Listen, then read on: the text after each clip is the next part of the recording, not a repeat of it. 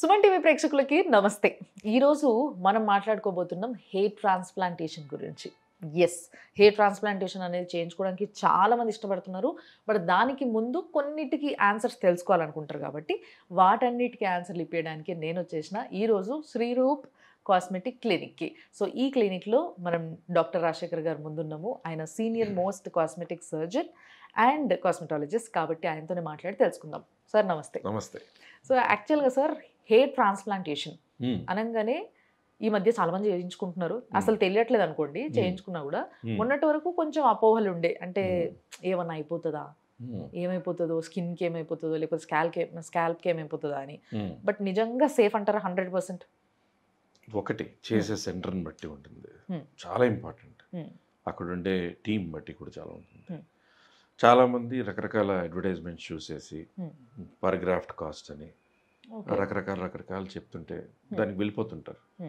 Simple Hyderabad, Secunderabad ఒక్క example తీసుకున్నా ఒక 320+ సెంటర్సే ఉంటాయి, హెయిర్ ట్రాన్స్ప్లాంట్ సెంటర్స్. చిన్న ప్రతిదీ అలాగే ఉంటుంది. బట్ అక్కడ డాక్టర్ ఉన్నాడా, వాళ్ళకు ఒక క్వాలిఫికేషన్ ఉందా, మీరు మీట్ అవుతుంది డాక్టర్నేనా?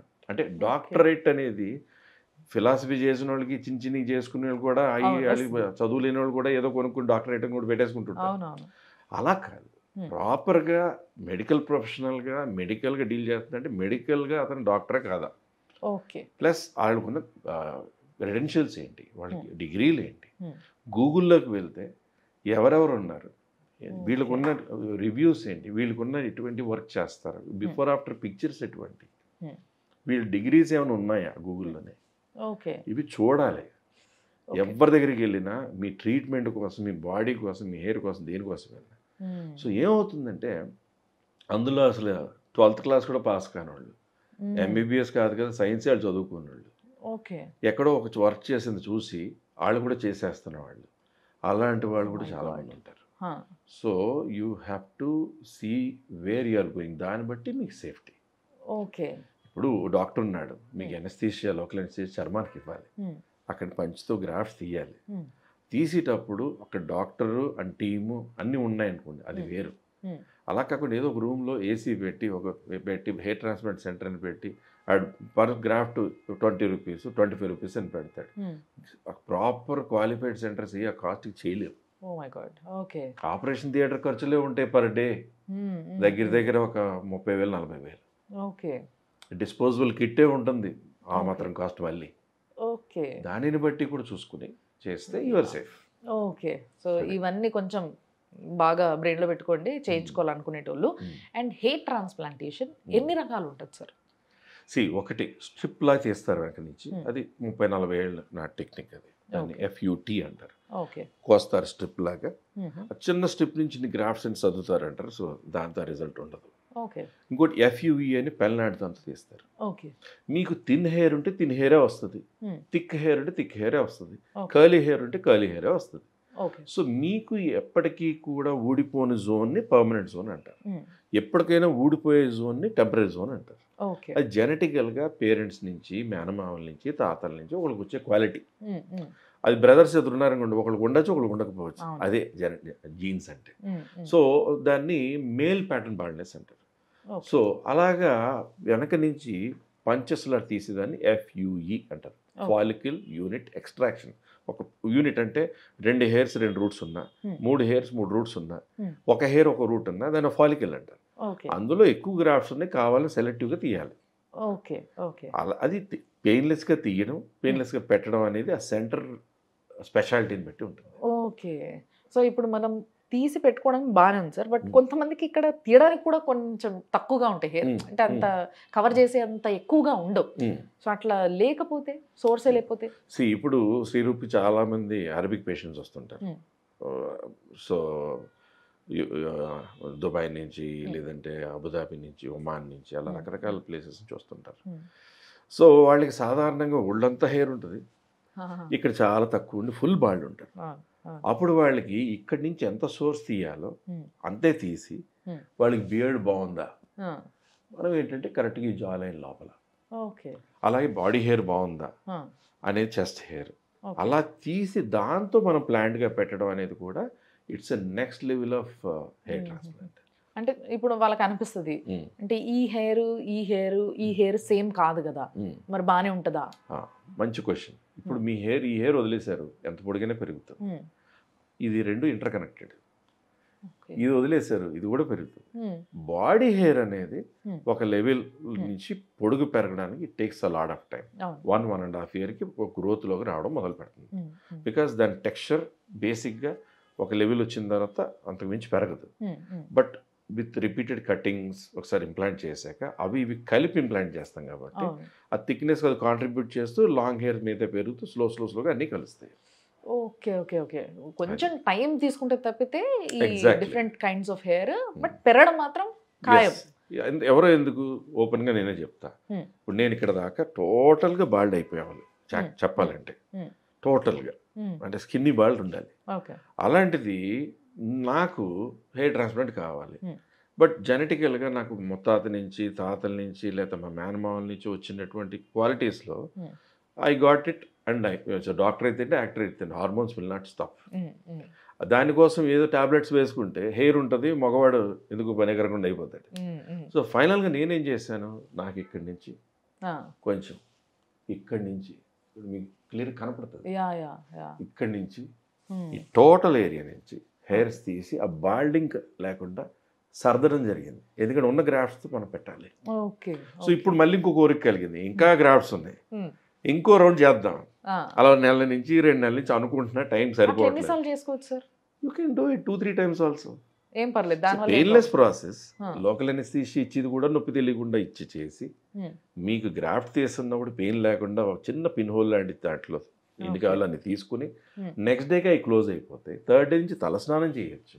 థర్డ్ డే ఈవినింగ్ నుంచి చక్కగా 2 పూట్ల లూక్వామ్ వాటర్ కానీ కోల్డ్ వాటర్ కానీ పోసుకోవడం, షాంపూ నురుగు స్పంజ్ మీద రైట్ చేసిన నురుగు పెట్టుకోవడం, మళ్ళీ అది పనిచేసే లోపల బాడీ క్లీన్ చేసుకుని మళ్ళీ నీళ్లు పోసుకోవడం, గుడ్డతో అద్దడం. అలా 15 days ప్రొటెక్షన్ ఇంపార్టెంట్. ఓకే, అంటే చేయించుకునేంత వరకు పెయిన్ లేకుండా మీరు చూసుకుంటారు. చేసుకున్న తర్వాత ఏమైనా సైడ్ ఎఫెక్ట్స్ ఉంటాయా? చేసిన తర్వాత మినిమల్ పెయిన్ అనేది ఒక 5-6 days కొంచెం డిస్కంఫర్ట్ అనేది ఉండడం అనేది జరుగుతుంటుంది. దానికి మనం యాంటీబయాటిక్ అని పెయిన్ కిల్లర్స్ అని ఇవ్వడం జరుగుతుంటుంది. కొంతమందికి ఇక్కడ ఫోర్ హెడ్ దగ్గర వాపులాగా కొంచెం ఇక్కడ వాపులాగా వచ్చి కొంచెం కళ్ళు మూసుకున్నట్టు అవుతుంటుంది. దానివల్ల అది వాపు ఉండాలన్నా వెళ్ళిపోవాలన్నా 6-7 days తర్వాత ఉండమన్నా ఉండదు, ఆటోమేటిక్ క్లియర్ అయిపోతుంది. దానికి జస్ట్ ఐస్ పెట్టమంటాం, కొంచెం తల ఎత్తులో పెట్టి పడుకోమంటాం. That is the thing. Okay, but ఇప్పుడు మీరు ఏదైతే ట్రాన్స్ప్లాంట్ చేసిండ్రో హెయిర్, ఆ హెయిర్ ఊడిపోతుందా? ఊడిపోతే మళ్ళీ ఎట్లా? నేను ఇన్ని పైసలు పెట్టి చేయించుకున్నా కదా. Very good question. ఇప్పుడు ఏంటంటే ఇంప్లాంట్ చేసిన ప్రతి హెయిర్ ఇలా తీసినప్పుడు హెయిర్ షాక్లోకి వెళ్తుంది. సో ఇంప్లాంట్ చేశాక లోపల రూట్ ఉండిపోయి షెడ్డింగ్ ఫేస్, అంటే చెట్టుకు ఆకులు రాలిపోయి మళ్ళీ కొత్త ఆకులు వస్తాయి చూస్తారా, అలాగా ఆ హెయిర్స్ అన్ని రాలి 2 to 3 months లోపల రూట్స్ ఉండిపోయి ఆ రూట్స్ నుంచి హెయిర్ అనేది మళ్ళీ పెరగడం అనేది 4th month నుంచి స్టార్ట్ అవుతుంది.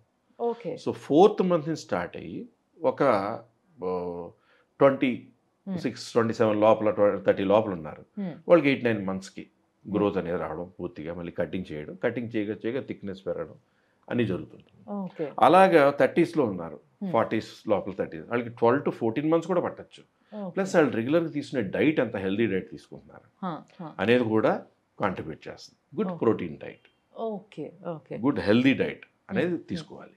అండ్ ఇంకొకటి సార్, చాలా మందికి ఏ స్టేజ్లో బట్టతలు ఉన్నప్పుడు ఇలాంటి క్లినిక్స్కి హెయిర్ ట్రాన్స్ప్లాంటేషన్కి రావాలి అన్న విషయం తెలియదు. అంటే చాలా మంది ఏం చేస్తారంటే అవి ఇవి ఏవో వాడేసి లాస్ట్కి వస్తారు, సోర్స్ ఉండకుండా అయిపోతుంది అప్పటికి, లేకపోతే ఇంకేదో ప్రాబ్లం ఉంటుంది.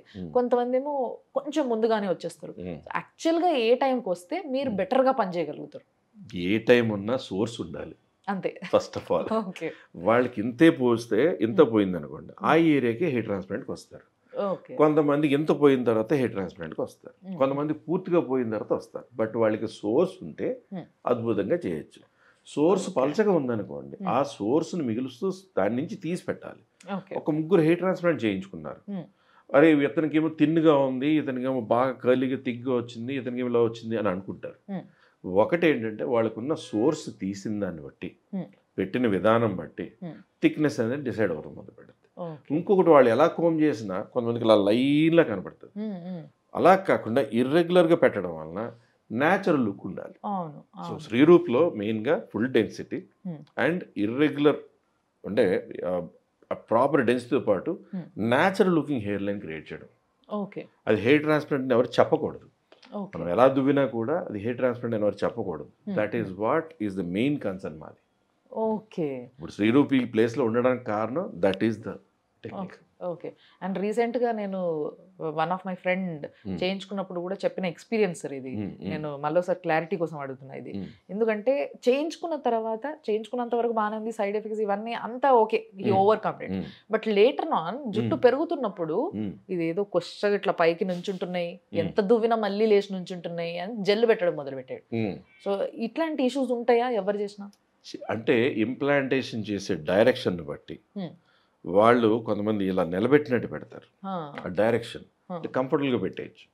అలా కాకుండా మీరు నిజంగా హెయిర్ ఉండి షేవ్ చేస్తే ఏ డైరెక్షన్లో హెయిర్ పెరుగుతుందో ఆ డైరెక్షన్ పెట్టడం అనేది ఎనటామికల్ హెయిర్ ట్రాన్స్ప్లాంట్. అంటే నిజంగా మీకు హెయిర్ ఉండదు అన్నట్టు ఉంటే ఎలా ఊడిపోయిన తర్వాత పెట్టాలి అనేది మోస్ట్ ఇంపార్టెంట్. ఇక్కడ ప్రొఫెషనలిజం అర్థం అయిపోతుంది. ఇది బాగుంది సార్ నిజంగా. అంటే ఈ విధంగా చేయించుకోవాలి అని అంటే మీరు నిజంగా శ్రీరూప్ క్లినిక్ కి రావచ్చు. అండ్ చాలా మంది చేయించుకున్న వాళ్ళు కూడా ఇక్కడ వెల్ సాటిస్ఫైడ్. ఎందుకంటే నాకు చాలా దగ్గరగా తెలిసిన వ్యక్తులు కూడా చేయించుకున్నారు అండ్ వాళ్ళకి జుట్టు పెరగడం మొదలైంది చూస్తున్నా కూడా సార్. సో మరి మెయింటెనెన్స్ అనేది ఏమి ఉండదంటారు దీనికి? తర్వాత మెయింటెనెన్స్ అసలు ఏమి ఉండదు. మెయిన్గా 7th 8th మంత్ నుంచి కటింగ్ స్టార్ట్ అయిపోద్ది. అది వయసుతో పాటు ఎలా అయితే తెల్ల హెయిర్స్ వస్తాయి అవి కూడా తెల్లబడతాయి. వాటి ఎలా అయితే ఇతర చోట్ల రంగు వేసుకుంటాం అలా రంగు వేసుకోవచ్చు. అలాగే కొంచెం ఆల్రెడీ రంగు వేసుకుంటున్న వాళ్ళు ఉన్నారనుకోండి 4th మంత్ 5th మంత్ నుంచి కోమ్ లాంటిది పెట్టి స్కాల్ప్ తగలకుండా వేసుకోవచ్చు. 6th 7th మంత్ నుంచి డైరెక్ట్గా హెయిర్ కలర్ అప్లై చేసేయచ్చు. సో దానికి ఎటువంటి సైడ్ ఎఫెక్ట్స్ ఉండవు. మహా అంటే పెట్టిన చోట అక్కడక్కడ చిన్న పొక్కుల్లాగా చిన్న పింపుల్స్ లాగా అక్కడక్కడ కొన్ని రోజులు రావచ్చు, మరి తగ్గిపోతాయి. సో ఇదేవి కట్ చేసి సర్జరీ లాగా కోయడం లాంటిది కాదు. ఇది పెయిన్లెస్గా చర్మం లెవెల్లో చేసేది. అమ్మో దీనివల్ల బ్రెయిన్కి ఏమైనా అవుతుందా, లేదా మనకి ఏమైనా కళ్ళకి ఏమైనా అవుతుందా, ఏమైనా సైడ్ ఎఫెక్ట్స్ ఉంటాయని చాలా మంది భయపడుతూ ఉంటారు. యాక్చువల్ ఫ్యాక్ట్ ఏంటంటే పైన చర్మం కొన్ని లేయర్స్ ఉన్న తర్వాత అలాగే కొవ్వు, తర్వాత కండ, తర్వాత ఇంత లావు ఎముకు, తర్వాతే బ్రెయిన్ ఉంటుంది. మనం ఇలా అనుకుంటున్నా ఇంత సన్నగా ఉంటుందేమో అనుకుంటాం. లేదు, నిజంగా కనుక ఏదైనా యాక్సిడెంట్ అయిన వాళ్ళు లేదా ఎక్కడైనా చూస్తే మీకు ఆల్మోస్ట్ ఇంత థిక్నెస్ ఉంటుంది. ఆ తర్వాతే స్కల్ బోన్ ఉంటుంది. మనకి ఉండే పనుల్లో పైన layer of skin fat plug వరకే వెళ్తాం తప్ప లోపల ఎక్కడికి వెళ్ళి ఏదైనా డ్యామేజ్ అయిపోతాయేమో, నరాలు డ్యామేజ్ అయిపోతాయేమో, లేదా ఏమైనా ప్రాబ్లం అవుతుందేమో అని అస్సలు ఏం జరగదు. Okay. So it's quite safe. కానీ ప్రొఫెషనల్ డాక్టర్స్ ఎక్కడ ఉన్నారు, కరెక్ట్గా చేసేవాళ్ళు, చదువుకొని చేసేవాళ్ళు ఎవరు అంటే వాళ్ళు నిజంగా దీనిపైన చదివి చూసి తెలుసుకొని ఎక్స్పెరిమెంట్స్ చేసి చేసేవాళ్ళు ఎవరు అని తెలుసుకోవడం వెరీ ఇంపార్టెంట్. ఇది మాత్రం గుర్తుపెట్టుకోవాలి, స్పష్టంగా చెప్తున్నాం మళ్ళీ. So thank you so much sir, right information. నిజంగా థ్యాంక్స్ అలాట్. సో చూసారు కదా, అదనమాట ముచ్చట. ఒకవేళ మీకు ఇంకా ఏమైనా డిఫరెంట్ డౌట్లు వచ్చినాయి అనుకోండి, మీరు కూడా ఫోన్ చేసి అడగొచ్చు శ్రీరూప్ క్లినిక్కి. సో దానికి సంబంధించిన నంబర్సే మీకు స్క్రీన్ పైన కనిపిస్తూ ఉంటాయి. ఆ నంబర్స్ని ఫీడ్ చేసుకోండి, కాల్ చేయండి. మీరే డైరెక్ట్గా కలిసి అడగొచ్చు లేదా ఫోన్లో అడగొచ్చు. తర్వాత మీరు కంటిన్యూ అవ్వచ్చు. చూస్తూనే ఉండండి సుమన్ టీవీ.